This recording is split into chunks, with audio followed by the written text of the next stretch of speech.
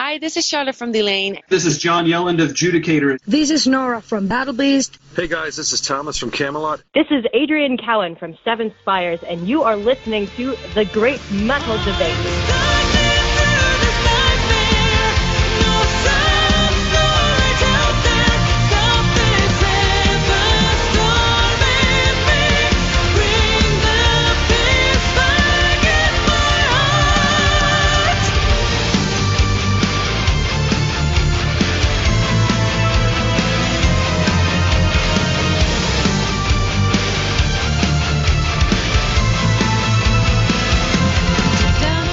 Music fans, the podcast is back with another metal artist interview. Today I'm joined by Basak from Dream Ocean. Basak, thank you so much for coming on The Great Metal Debate. I thank you for having me as a guest and giving me the opportunity to reach some other metalheads who most probably didn't ever hear about us. So before we talk about the band, album, and upcoming tour, I'd like to learn a little bit about your background. First, where did you grow up, and were you raised in a musical household? I grew up in Turkey, and before my family was living in a smaller town, but as I was 14, we moved in Istanbul, and since then, until 5 years ago, I was in Istanbul, and I grew up with musician family. My father was also singing in the radio choir, but not classical music. He was singing Turkish traditional classical music, which has totally another musical system, harder than the Western music style. And but I was in music when I grew up. I was in the children choir of the same radio channel. And then I was in the youth choir, and in high school I started to know about and get in touch with rock music, metal music, and I was singing rock and metal music. And then I found Nightwish. So that was a big discovery for me, because after Nightwish, more or less my career began to shape, and I decided to be an opera singer like Tarja. That was a big inspiration for me and life changer point, I guess. You are not the first musician we've had on the podcast to cite Nightwish's influence. Was there a specific album or song? The first album I got as a gift from my high school sweetheart. He gifted me Oceanborn. And then I discovered Angels Fall First. And then I started to sing like Tarja, and then I thought, I can do that. Maybe I should learn how to do it better. Yeah, but it was Oceanborn. From Oceanborn, the album, to now you fronting Dream Ocean, the band. Let's talk about the band. For folks who aren't familiar with this act, can you give us a brief history of how Dream Ocean originated? Yes, of course. In 2009-10, we started to shape this band in Turkey with our guitarist Özkan. And we changed a lot of band members because, unfortunately, metal scene in Turkey is not so strong, and it's hard to find musicians. And most of the metal bands are playing covers, not their original songs. And we were almost the first band. Sorry, that's theater. As I said, I'm at the performance at the moment, so it can happen that I'm going. Oh, obviously I'm going right now. That's fine. We'll just call back. What I was saying, I want to complete this at least. Sure. Yeah, we couldn't find band members very much, and then after a while, we gave up and stopped it. I wanted to focus on my singing first before everything, because my classical career was going better. And I wanted to come to Europe, especially to Germany, to study master opera here and maybe continue the band here, which I did that. And 5 years ago, 4.5 years ago, I moved in Germany for my master. And then I found new band members, But of course, during this time, we wrote a lot of songs with Özkan, and we started to record them. And in this time, Danish producer Jacob Hansen got in touch with us, and he told, why you guys are not recording an album? And he also fired some flames up.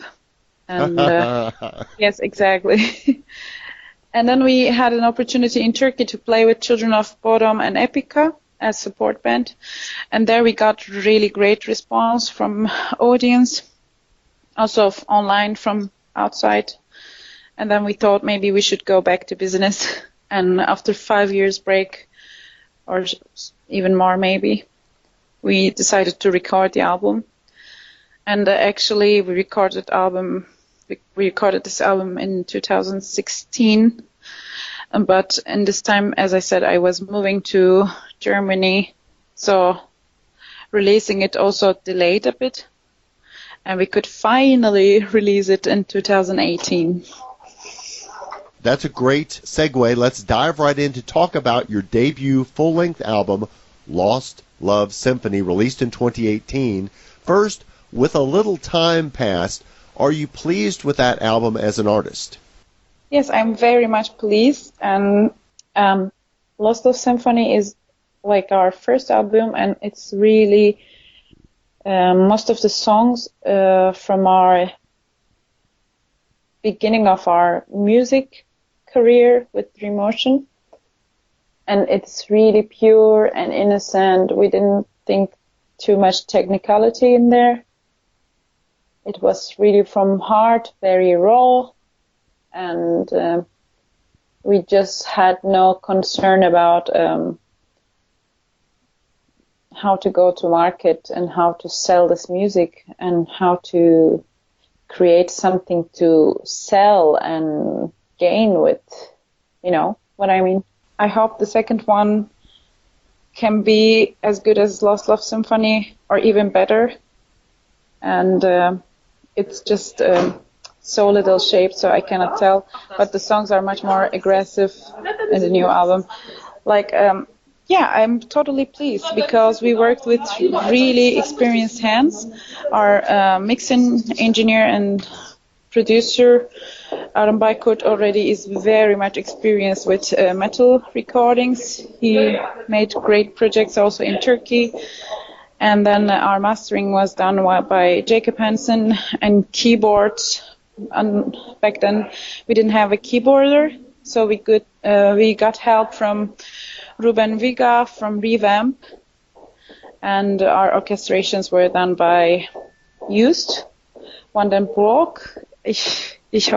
I hope that I am not mispronouncing it. And you know him from After Forever. Yes. And he is working with many great symphonic metal bands. So that was really dream come true for us. He did a great job. But this time we want to make a really 100% our music. And this time we have very qualified band members, so they're creating the orchestra parts and everything. I'm very excited. And you also had some guest appearances on this album. And we have Mark Jansen from Epica. He is also a good friend and big influence. And we had all these years good contact, so he was very kind enough to support us. That's amazing. Musically and lyrically, there's a lot going on with this album. Can you talk about, you've already mentioned Nightwish, which is an obvious influence, but what were the other influences and maybe styles that you brought in? I know, especially toward the end of the album, some of the songs, maybe there was a little bit of Turkish influence. Yes. Like, I always loved that Oriental melodies mixing with metal, rough rhythm guitars and drums. So I was always writing such songs. And some best ones we just decided to use in the album. Well, they're phenomenal. Now, you all have released several music videos to promote the album, including a concept video for Everstorm and a lyric video for Somewhere Untouched. Do you enjoy Yes. making videos, and how important do you think videos are in promoting a band's music? Well, to be honest, I love to make videos, but unfortunately for metal music, it's always hard to finance because that's the problem of all metal industry. We're not earning as much as a pop singer, for example. So it's always a challenge to them. And of course, they have a big effect on to reach out to your listeners and get their attention. So in the future, we want to make more. I understand Dream Ocean is about to embark on a tour of Europe. Tell us about the tour plans.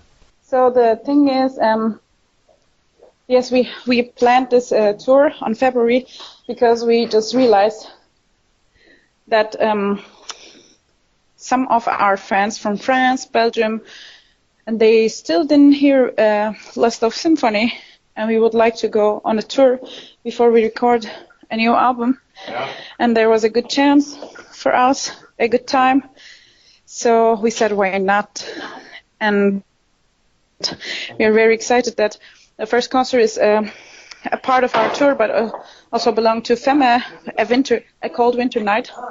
They made a winter edition of the festival, and there we will play as co-headliner. And then on 14, 15, and 16 we will be in France, Belgium, and Netherlands. Or there can be another way. I don't remember it exactly. But Belgium and France is quite the first time for us. We're very excited. And then we will come back to Germany and finish the tour. And have you heard from fans already in those nations that are excited about seeing you for the first time?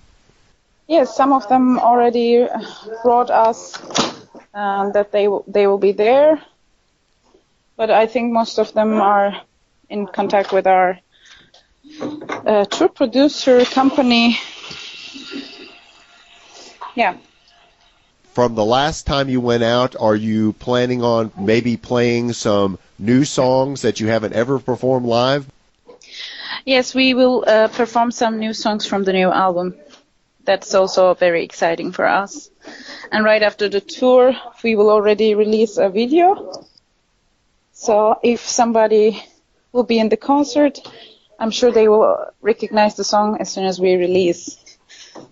But it's a good chance they will get a lot of inside rumors from the first mouth, like when we are there, things that we didn't speak online. And they will hear also the songs that we didn't release online. It's really good chance for curious fans. Yes, if you're in one of those countries, definitely come out and check out one of those shows. You're going to get some insight into what's coming up.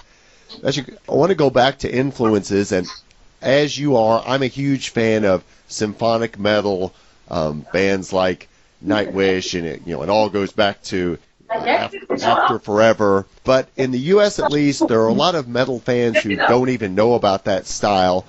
Do you think that symphonic metal gets appropriate recognition from critics compared to other more aggressive styles of heavy metal?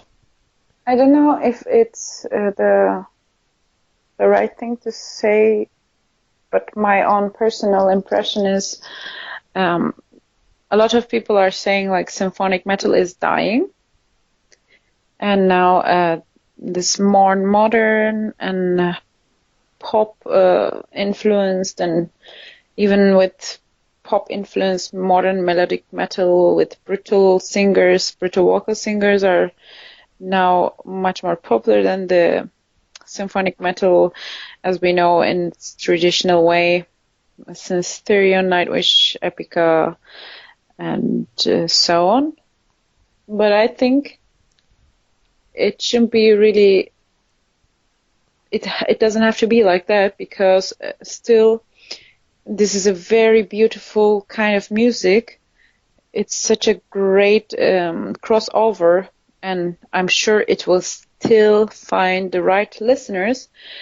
and it should get more recognition from producers, from metal festivals, and also from listeners, because it doesn't mean that, but people are saying, like, why do you still do symphonic metal? Because now it's dying and you should mix it up with more pop music. But if I don't feel pop music in me, what should I do then? Should I stop making music at all? So, yeah, I think it's a bit like, at the moment, it's not getting so much recognition, but it's way better than before, maybe. Especially this female-fronted theme is now going down because people are just more used to that female metal singers existing on the stage. And I think we need more recognition, yes.